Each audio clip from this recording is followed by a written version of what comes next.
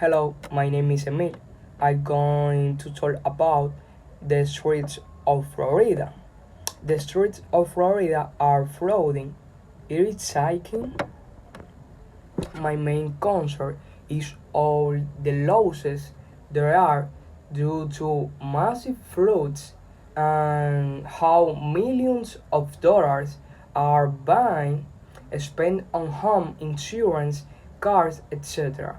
The floods are due to the melting of the poles and also high tides. Florida streets are flooding and it's affecting the entire state, while there are approximately four causes of sea level rise in Florida. Melting ice from the North and South Poles, along with the slowing of the Gulf Stream, are the two main contributors to flooding.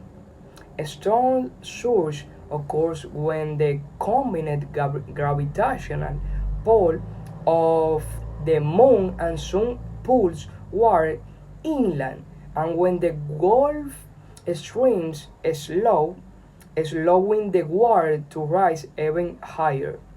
This cause, this cause is unusually high tides, called king tides, in places like Southeast Florida. King tides are often almost a foot higher than normal tides. In this case, I am concerned about flooding because it can damage roads, weakening them. It also makes hurricanes more dangerous.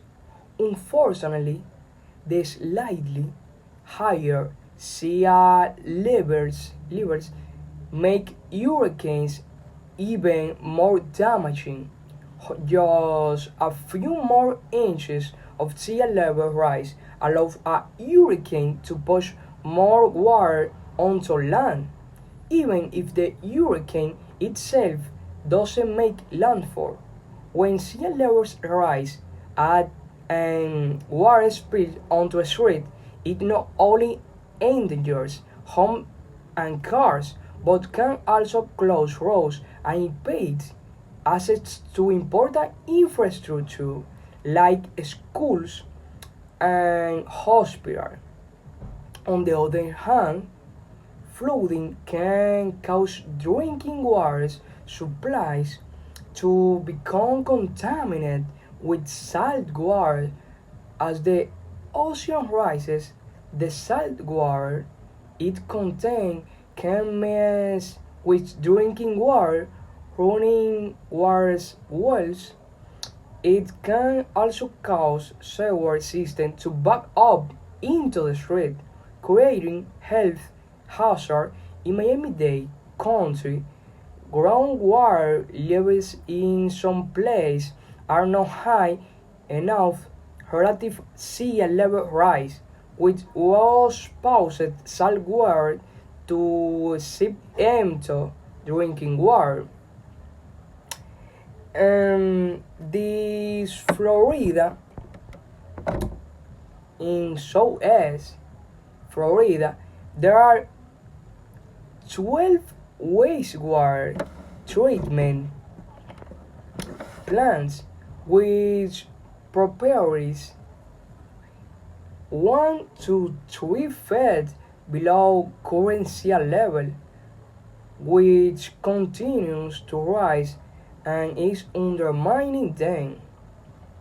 In closing, more than 4 billion is being spent to mitigate flooding in the state of Florida.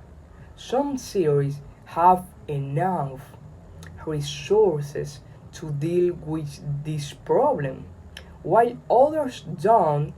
Florida will need solutions at the individual, local, state, and federal levels to protect its coastal communities.